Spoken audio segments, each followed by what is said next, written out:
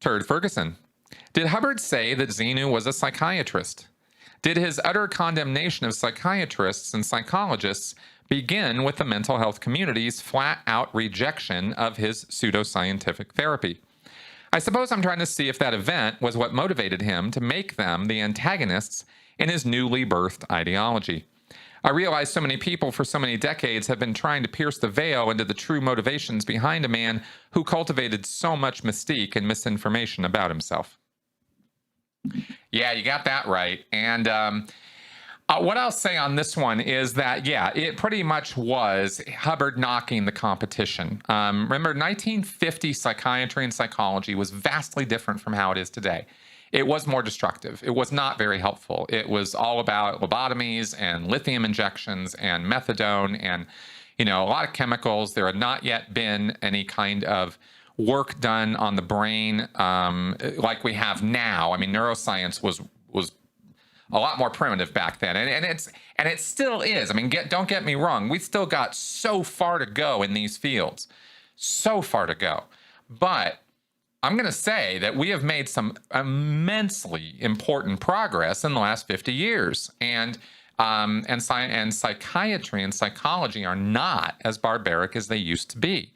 So, we have to acknowledge that. But at the time Hubbard was critiquing psychiatry, some of his critiques were spot on. They were quite barbaric, and they were doing really damaging things to people. So, so I have to kind of say that's the truth. Now, that being said, it's not the truth now, not the same way. And Scientology still uses all these lines. They still talk about lobotomies. They still talk about lithium. They still talk about transorbital leucotomies and butchering people and things like that. And psychiatry doesn't really engage in that kind of activity as much anymore. I say as much, I mean really hardly at all. And the way they do these techniques is vastly different than the way they used to do them. I mean, the ice pick lobotomies and all that, that's the barbaric past. Those are the days of Bedlam.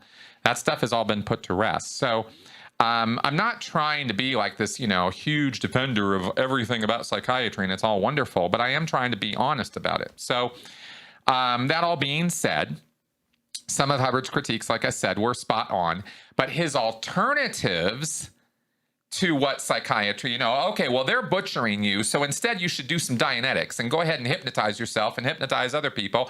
Give yourself suggestions that you feel good or feel better, and that'll solve all your problems, right? I mean, come on. It's not like he was offering a very healthy or viable alternative is kind of where we go with this.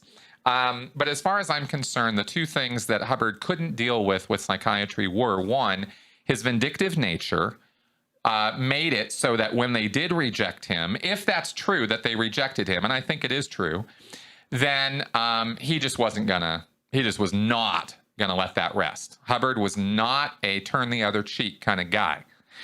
And in fact, he bragged about how vindictive he was and how he was gonna get them. And second, he was knocking the competition because he was putting himself out there with Dianetics as a viable science of the mind, right? The modern science of mental health. And that's what he wanted people to think of Dianetics as. So there you go.